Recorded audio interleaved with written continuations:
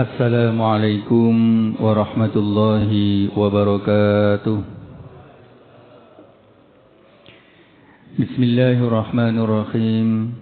Alhamdulillahi rabbil alamin wa afdhalus salati wa tammut taslim ala habibina al-mustafa Muhammadin rasulillahi sallallahu alaihi wasallam.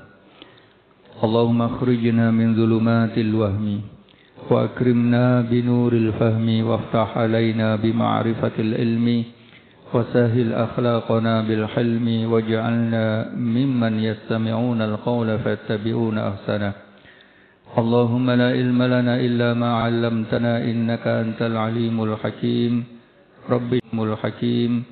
رب اشرح لي صدري ويسر لي أمري واحلل عقدة من لساني يفقهوا قولي. Amma ba'du, hadirin hadirat yang dirahmati Allah, semoga amal ibadah kita diterima oleh Allah Subhanahu wa ta'ala, diampuni semua dosa-dosa kita, diberikan ilmu manfaat, rezeki barakah, sehat walafiat, panjang umur untuk beribadah kepada Allah Subhanahu wa ta'ala. Amin ya rabbal alamin. Hadirin hadirat yang dirahmati Allah, kita sampai pada hadis yang ke-18. Hadis itu berbunyi, An Abi Dzarrin Jundub bin Junadah wa Abi Abdurrahman Mu'adz bin Jabal radhiyallahu anhuma an Rasulillah sallallahu alaihi wasallam qala ittaqillaha haitsuma kunta وأتبع السيئة الحسنة تمحوها وخالق الناس بخلق حسن رواه الترمذي. Hadis ini pertama diriwayatkan oleh dua sahabat. Pertama, sahabat itu bernama Abi Dzar. Kita sering dengar nama Abu Dzarrin Al-Ghifari. Abu Dzar Al-Ghifari itu termasuk golongan para sahabat yang awal-awal masuk Islam. Sebagian ahli tarikh menyatakan bahwasannya Abu Dzar Al-Ghifari adalah orang keempat yang masuk Islam. Ketika dia masuk Islam, tidak kemudian menetap di Mekah, tetapi kembali ke kampungnya. Kelak ketika Rasulullah hijrah ke Madinah, baru Abu Dzar Al-Ghifari menyusul ikut hijrah ke Madinah. Maka Abu Dzar Al-Ghifari sebagian mengatakan yang kelima, Khamisul Islam, orang kelima yang masuk Islam di Makkah. Dan beliau termasuk golongan asdaqun nasi lahjatan, orang yang paling jujur pada saat itu. Bahkan ada ungkapan saat itu, jika langit masih ada, bumi masih dipijak, orang yang paling jujur adalah Abu Dzar Al-Ghifari.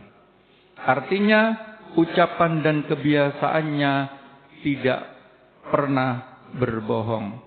Abu Dzar Al-Ghifari. Yang kedua adalah sahabat Mu'adz bin Jabal. Sahabat Mu'adz bin Jabal, Rasulullah sallallahu alaihi wasallam menyatakan, a'lamu ummati bil halali wal haram Mu'adz bin Jabal. Umatku yang paling tahu tentang halal dan haram di zaman itu, di saat Rasulullah sallallahu alaihi wasallam masih gesang, adalah sahabat Mu'adz bin Jabal. Ada sahabat yang suaranya paling enak ketika membaca Al-Quran, sehingga Rasulullah ingin mendengarkan dari beliau, yaitu sahabat Abdullah bin Mas'ud.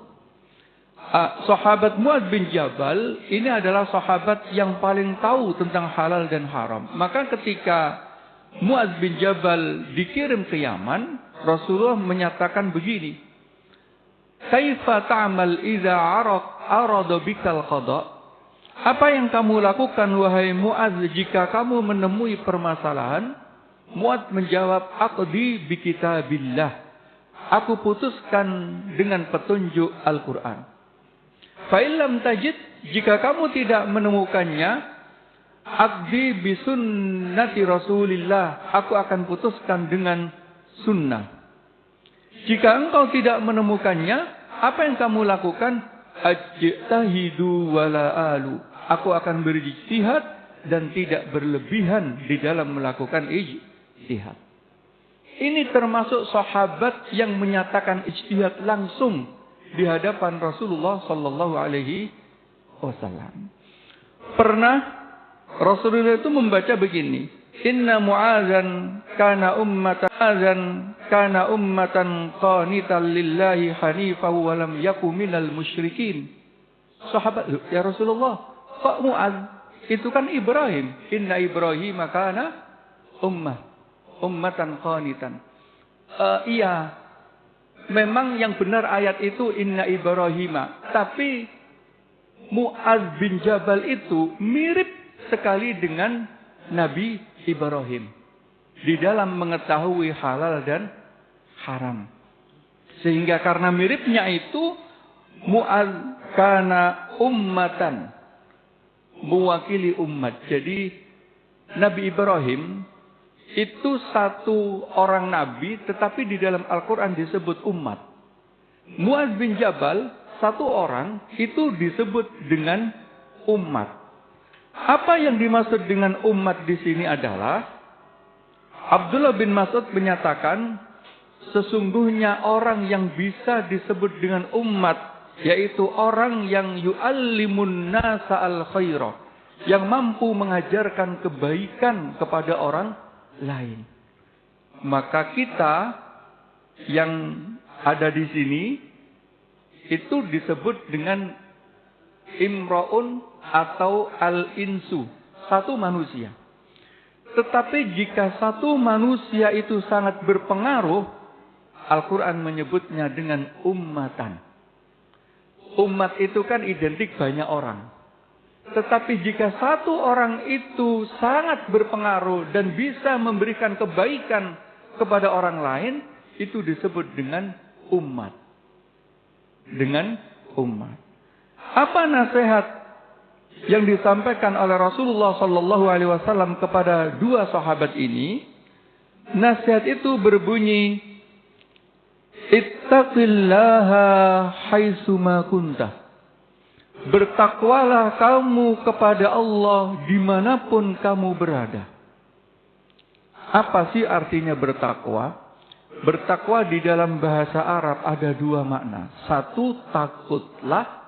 Dua, jagalah dirimu. Maka kata waqayati wiqayatan itu menjaga diri. Tapi ittaqha artinya takutlah kalian kepada Allah, jagalah diri kalian dari batas-batas yang telah ditentukan oleh Allah Subhanahu wa taala. Apa yang perlu kita takuti pertama kali di dunia ini?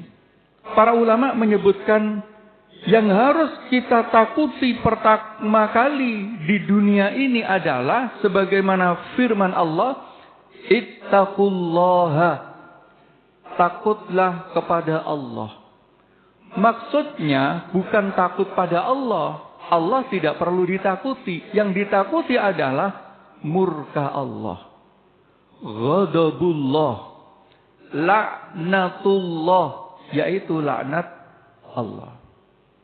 Apa sih ciri dari orang yang mendapatkan laknatullah atau murka dari Allah? Adalah meremehkan hukum yang telah ditetapkan oleh Allah Subhanahu wa taala.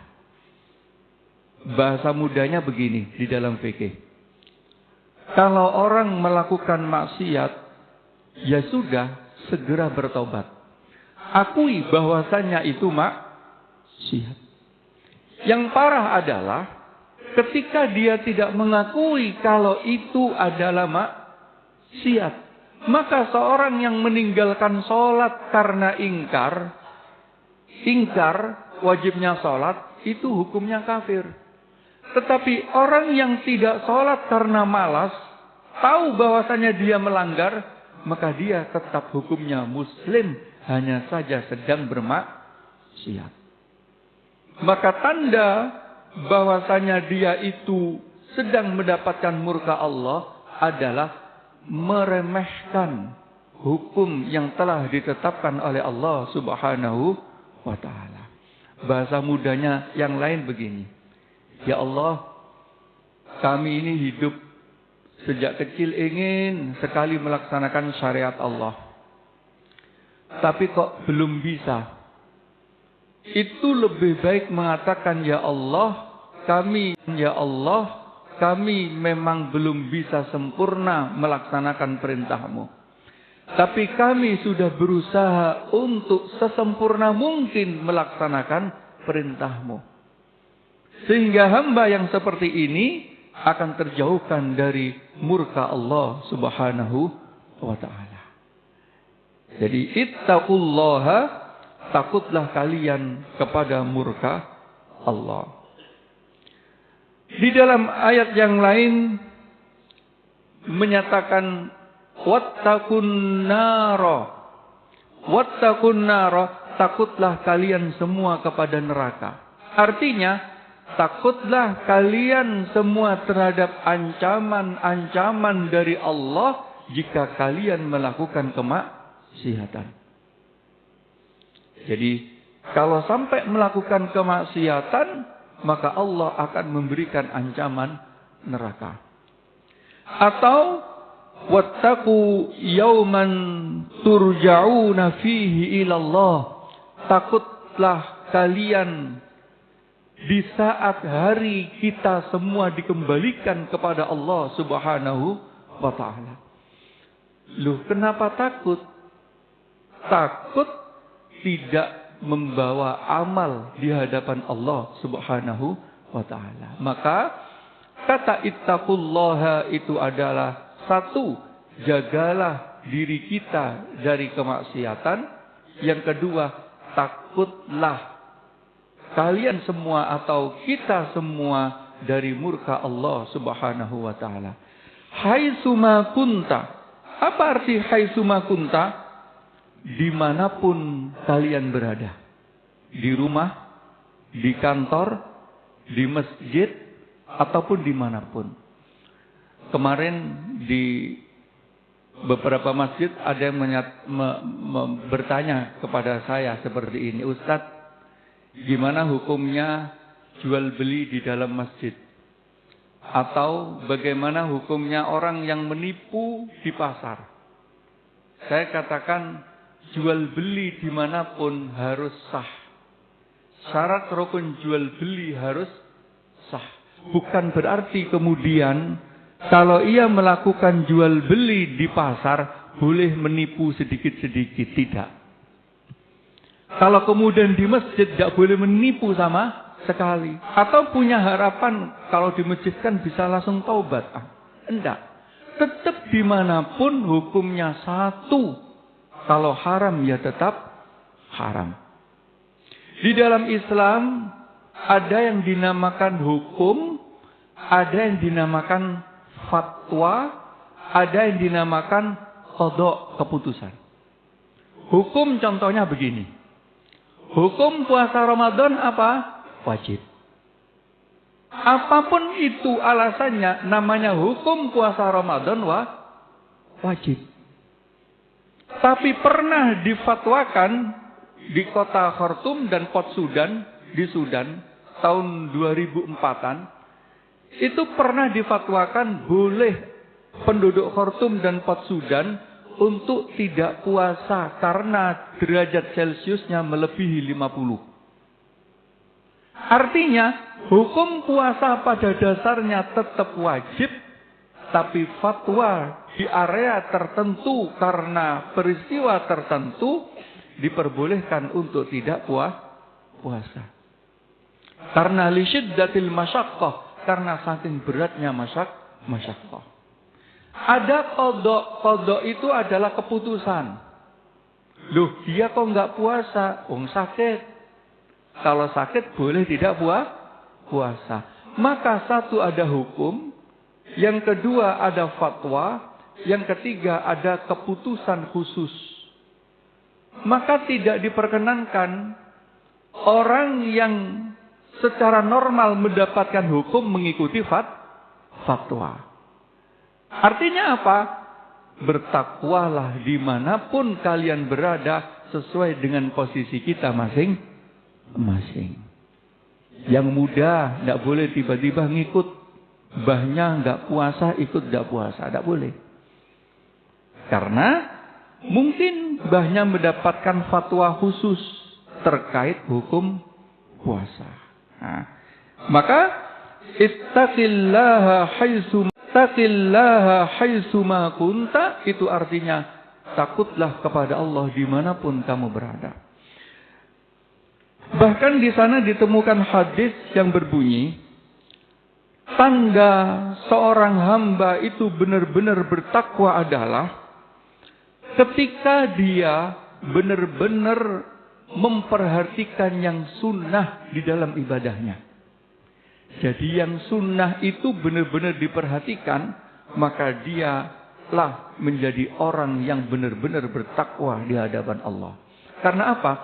Karena kalau dia sangat memperhatikan yang sunnah, maka yang wajib pun akan terjaga.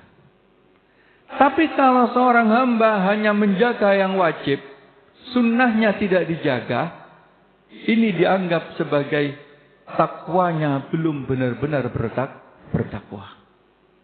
Jadi orang yang bertakwa adalah orang yang melaksanakan sunnah, bahkan meninggalkan yang makruh, menjaga diri dengan kewajiban-kewajiban yang harus dilakukan. Nah, itulah yang dinasihatkan dengan ketakwaan. Ketakwaan selanjutnya adalah takwa yang paling utama adalah takwa yang dibarengi dengan ilmu. Jadi takwa itu tidak hanya sekedar meninggalkan maksiat, akan tetapi benar-benar menjalankan ibadah, menjalankan perbuatan itu dibekali dengan ilmu. May yuridillahu bihi khairan yufaqihu fiddin. Barang siapa yang dikehendaki baik oleh Allah Subhanahu wa taala, pasti dia difahamkan atas urusan agamanya. Yang selanjutnya adalah wa'at bi'is sayyi'atal hasanata tamhuha. Ikutilah setiap perbuatan buruk dengan perbuatan baik. Jadi yang pertama nasihatnya, bertakwalah dimanapun kita berada. Yang kedua, ikutilah setiap perbuatan buruk dengan perbuatan baik. Apa maksudnya? Kita ini manusia. Manusia itu pasti pernah berbuat salah. Maka konsepnya adalah, kalau salah, tutupi segera dengan perbuatan-perbuatan baik. Maka di antara tanda bahwasanya dia bertaubat, itu satu, bisa melakukan segera wudu. Jadi ketika seseorang seumpama taubat, ya Allah, astagfirullahaladzim, ini kan dosa seperti ini ya Allah. Sebagian ulama menyatakan cukup istighfar dan kemudian menyesali kesalahannya, itu bagian dari taubat. Tetapi kalau dosanya itu benar-benar dosa yang besar, segera berwudu. Setelah berwudu, segera sholat. Bahkan ulama yang lain menyatakan tidak hanya wudu, mandi taubat. Apakah wajib? Tidak wajib. Tetapi menunjukkan perbedaan antara dirinya di waktu kotor menuju di waktu bersih, itu bisa ditandai dengan satu ketaatan yang paling mudah adalah wudu atau mandi. Lalu diiringi dengan sholat taubat. Maka bagi orang yang melakukan dosa besar, pemisahnya adalah bertaubat kepada Allah Subhanahu wa ta'ala. Nah, petunjuk realnya adalah bisa berwudu, bisa mandi besar taubat, mandi taubat, bisa sholat sunnah taubat. Nah, terus bagaimana tentang dosa besar bagi manusia? Para ulama sepakat bahwasanya dosa besar tidak dapat dihapus oleh Allah Subhanahu wa taala kecuali hamba tersebut bertaubat. Kalau dosa kecil dapat terhapus dengan ibadah-ibadah yang kita lakukan. Tapi untuk dosa besar harus dengan taubat. Apa syarat sebuah taubat? 1, menyesal dengan perbuatannya. 2, bertekad kuat tidak kembali kepada kemaksiatan itu. Yang 3, tidak menceritakan kepada orang lain. Apapun itu bentuk dosa kita. Ada seorang sahabat datang kepada Rasulullah sallallahu alaihi wasallam. Ya Rasulullah, saya ini harus dihukum karena sudah melanggar ini dan itu. Tidak menyebutkan salahnya apa. Rasulullah diam, tidak menjawab. Dia menyampaikan yang kedua kalinya. Ya Rasulullah, saya ini sudah harusnya dihukum karena saya melakukan maksiat ini dan itu. Apa kata Rasulullah? Rasulullah bersabda, ambil wudu, ikut sholat saya.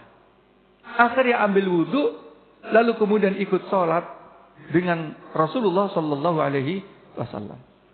Setelah sholat selesai, masih datang lagi kepada Rasulullah sallallahu alaihi wasallam. Ya Rasulullah, aku ini harusnya dihukum. Hukumlah aku ya Rasulullah. Apa yang dijawab oleh Rasulullah sallallahu alaihi wasallam? Bukankah kamu sudah melakukan kebaikan sholat bersamaku?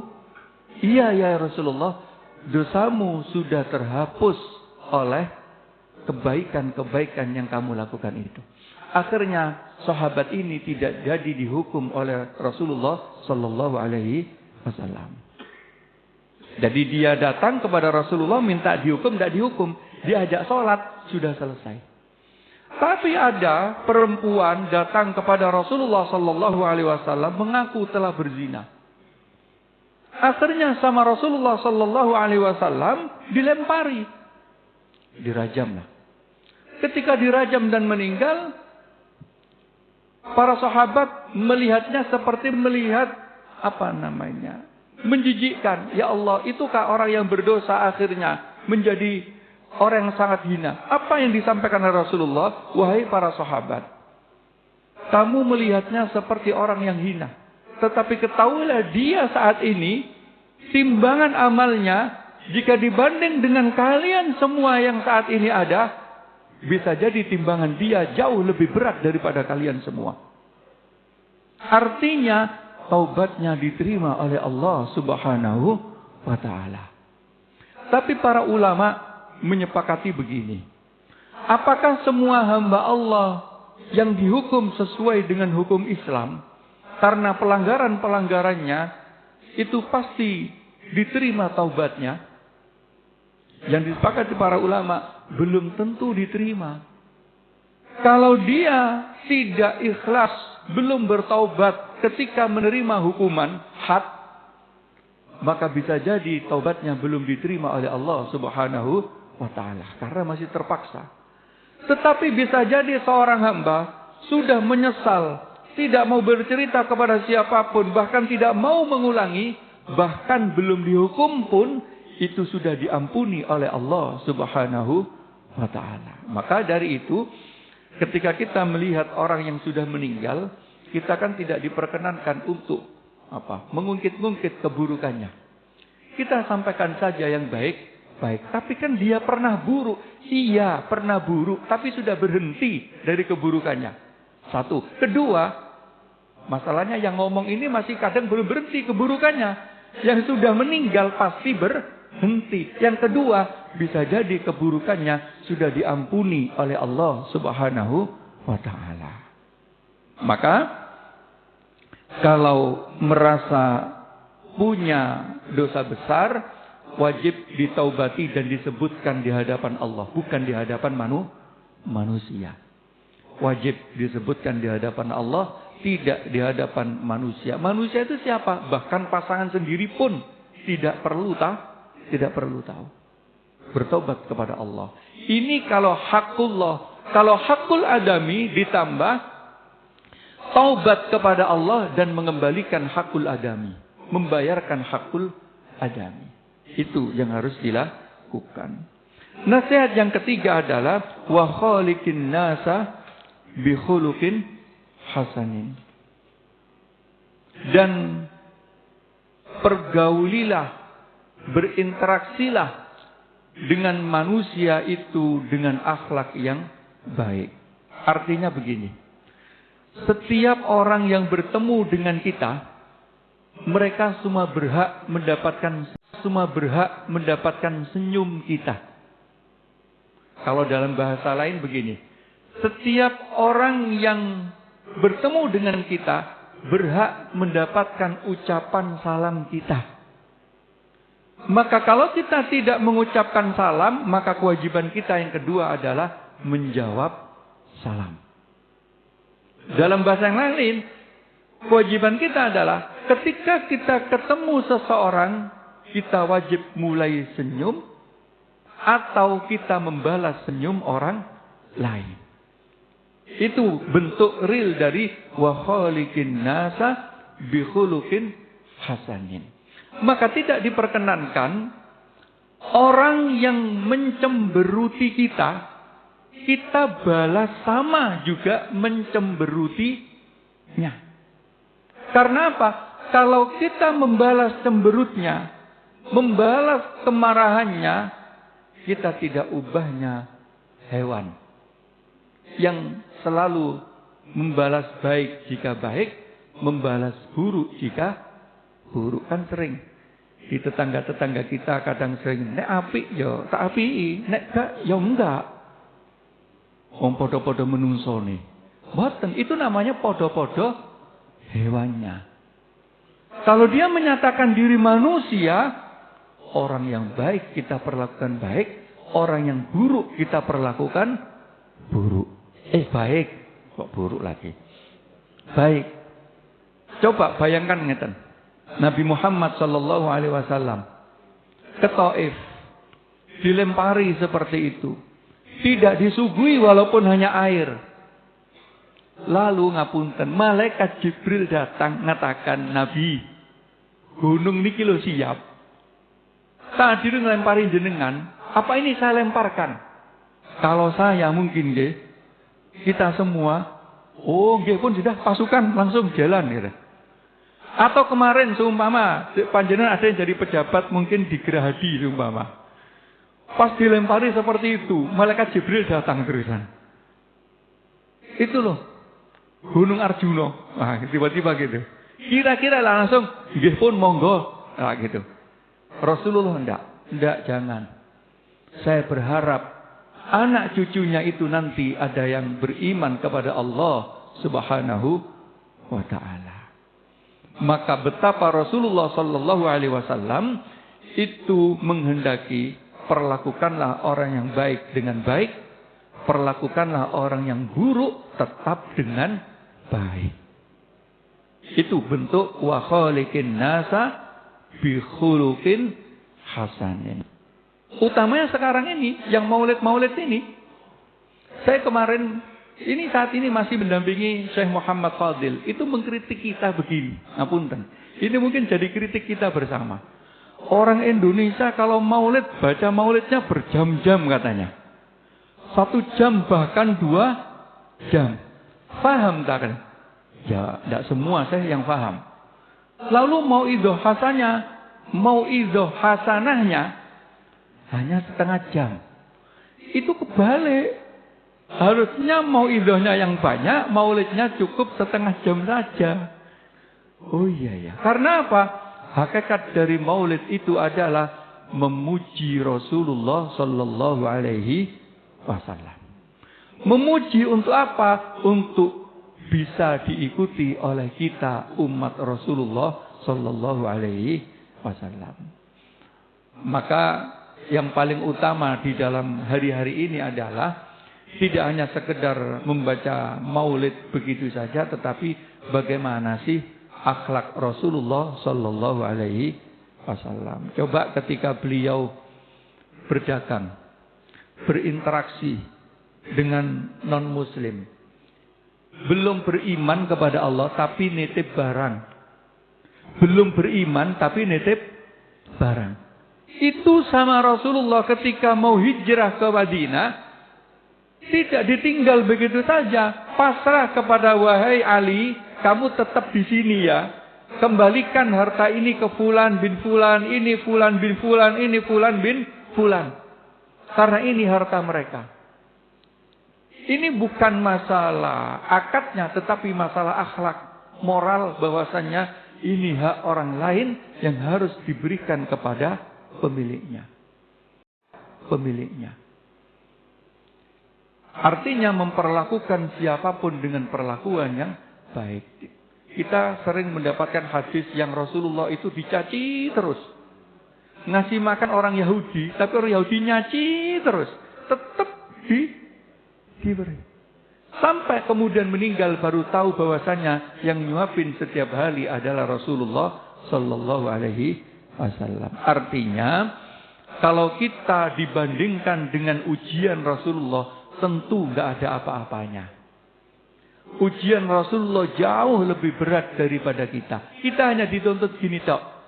Berlakulah yang baik dengan sesama. Dengan tetangga. Dengan siapapun. Mau tetangga ganggu seperti apapun, dia tetap tetangga. Mau sebenci apapun adik kita, kakak kita, yang satu bapak atau satu ibu, tetap keluarga kita. Jangan gara-gara warisan kemudian kita tidak pernah bersilaturahim. Yang paling sering gara-gara warisan. Kakak beradik lalu kemudian tidak pernah ketemu. Itu hubungannya dengan wa khaliqin nasa bi khuluqin hasanin. Sama orang lain akrab, bahkan diberi hadiah. Sama adiknya lupa, sama kakaknya lupa. Padahal yang paling berhak untuk mendapatkan perhatian ketika orang tua sudah tidak ada adalah adik dan kakak. Perlu mendapatkan perhatian. Maka 3 hal inilah yang menjadi pesan Rasulullah sallallahu alaihi wasallam. Pertama, bertakwalah kepada Allah dimanapun kita berada. Lalu kemudian selalu ikutilah perbuatan buruk itu dengan perbuatan baik. Seburuk apapun perbuatan kita, ikutilah dengan perbuatan baik. Dan yang terakhir, berakhlak mulialah dengan siapapun yang sedang berhadapan dengan kita. Karena itu adalah perintah dari Rasulullah sallallahu alaihi wasallam. Monggo jika ada yang ingin disampaikan pada pertemuan kali ini. Jika ada pertanyaan, monggo. Assalamualaikum warahmatullahi wabarakatuh. Waalaikumsalam warahmatullahi wabarakatuh. Tadi Pak Ustaz menjelaskan bahwa ada sahabat Nabi pergi ke Yaman dan di situ dia tidak menghadapi sesuatu yang tidak diatur dalam Al-Quran dan hadis, termasuk kita ini dalam perjalanan ada yang tidak diatur, maka munculnya ketidakadaan di Al-Quran dan hadis itu kan ada ijma' dan qiyas. Nah, itu apakah tertulis, apakah cukup secara subjektif mengatakan bahwa oh ini sama dengan ini? Itu kan kesepakatan para ulama, tapi itu apakah tertulis sehingga kemajuan zaman itu kadang-kadang tidak tercover apa yang pada waktu Nabi dan waktu sekarang. Bagaimana itu ijma' dan qiyas itu menghadapi sesuatu yang tidak diatur dalam Al-Quran dan hadis. Demikian. Assalamualaikum warahmatullahi wabarakatuh. Waalaikumsalam warahmatullahi wabarakatuh. Oke. pada cerita sahabat Mu'adz tadi, itu kan Rasulullah Shallallahu Alaihi Wasallam masih ada di tengah-tengah para sahabat. Maka di saat itu belum dikenal namanya ijma, belum dikenal namanya qiyas. Yang dikenal hanya ijtihad. Walaupun bisa jadi bentuk ijtihadnya seperti qiyas, menganalogikan satu peristiwa dengan peristiwa yang lain yang memiliki sebab hukum yang sama. Seperti contoh, hukum khamr itu ada, yaitu haram karena memabukkan. Kata towa itu tidak ada dalam hadis, tetapi sama-sama memiliki efek memabukkan, maka towa dihukumi seperti khamr. Jadi bisa jadi berijtihadnya seperti itu. Nah, bagaimana di era kita kontemporer semacam ini menjadi seorang pemerhati fikih itu tidak bisa hanya Quran dan Sunnah, tetapi juga membaca ijma. Ijma itu apa sih? Kesepakatan para ulama di dalam menentukan hukum. Kalau dulu para ulama, kalau sekarang adalah hasil ijtihad lembaga. Dulu hasil ijtihad para ulama dulu. Sekarang kan ada ijtihadnya MUI, ada ijtihadnya Majelis Tarjih, ada ijtihadnya Basul Masail, ada ijtihadnya Darul Ifta Mesir Al-Misriyah, ada ijtihadnya Majma' Fikih. Jadi kalau seluruh majma' itu menyepakati satu hukum, maka ini dinamakan hukum yang telah disepakati secara ijma'. Kalau dulu yang dilihat adalah pendapatnya para ulama tersohor, sekarang lembaga-lembaga yang ada di setiap negara. Setiap lembaga itu terdiri atas beberapa pakar ulama. Sekarang ini kan ijtihad. Itu kalau dulu digambarkan satu orang yang menentukan hukum. Kalau sekarang sangat sulit satu orang menentukan hukum kecuali dia dibantu oleh ahli di bidang yang lain. Katakan menentukan hukum kripto. Itu sulit ustadz itu menentukan. Harus dia belajar dulu atau saling memberikan informasi terkait bagaimana sistem teknologinya di sana. Atau hukum vaksin halal atau haram. Itu tidak bisa menentukan ulama sendiri, ustadz sendiri, tetapi dibantu oleh seorang dokter atau seorang ahli kimia yang bisa menentukan kadarnya. Maka sekarang adalah ijtihadnya lembaga. Dan yang keempat adalah qiyas. Qiyas itu adalah menganalogikan satu peristiwa dengan peristiwa yang lain. Kalau sekarang diambil alih atau dilakukan oleh majelis-majelis tersebut. Apakah kita tidak boleh melakukan qiyas? Kita boleh jika berhubungan dengan masalah kita sendiri. Jadi semua kita ini yang muslim, yang baligh, yang mukallaf, kalau kita menghadapi masalah, contoh, sholat itu kan wajib menghadap kiblat. Wajib menghadap kiblat. Kita tidak tahu ternyata di tengah hutan kiblatnya mana ya. Karena kita tahu kita posisinya itu ada di Indonesia, kiblatnya itu ya di matahari terbenam. Oh, matahari terbenam kayaknya sana. Itu namanya adalah ijtihad dengan menganalogkan, menyamakan. Kalau mataharinya ke sana, berarti arahnya kiblatnya ke sini. Berarti dia ijtihad. Dia wajib berijtihad untuk menentukan kiblat sholatnya pada saat itu. Kami pernah di Jerman, itu satu hotel, semua sholat ngadepnya beda-beda. Ternyata ijtihadnya salah.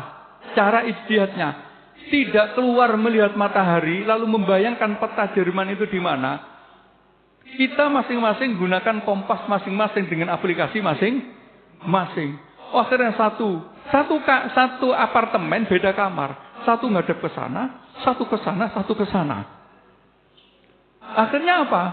Ya semuanya sholat ngadap sendiri-sendiri akhirnya.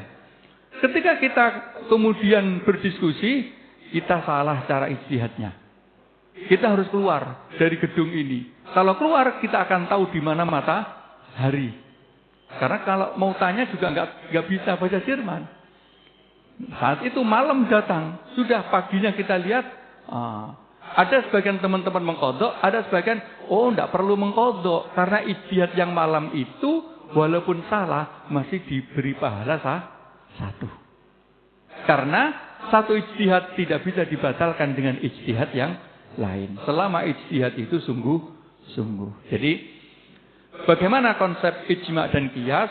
Konsep ijma' dan qiyas untuk permasalahan-permasalahan umat tetap diwakili oleh para ulama yang kompeten di bidangnya dan diwakili oleh lembaga yang mengurusi fatwa atau hukum Islam. Tetapi untuk masalah-masalah kita pribadi, tetap kita diperintahkan untuk ijtihad. Ijtihad masing-masing tentang sholat, tentang puasa. Puasa bisa mengikuti puasa bisa mengikuti tentang suci dan tidaknya air di rumah kita. Ini kena najis apa enggak? Tadi ini airnya di sini, tapi anaknya pipis kok di situ. Kira-kira nyiprat ke sini apa enggak? Itu wajib ijtihad. Wajib ijtihad. Ijtihad itu sesuai dengan logikanya. Yang kanan kena najis, yang kiri kena najis apa enggak ya? Kira-kira kalau kemudian bahasanya sampai sana, ya kena najis. Nah gitu. Jadi mudahnya setiap kita tetap wajib Ustadz enggak bisa ya tanya. Atau sejak saat ini, sedikit demi sedikit sambil lalu kita menggali apa yang harus kita lakukan dalam kehidupan sehari-hari. Itu.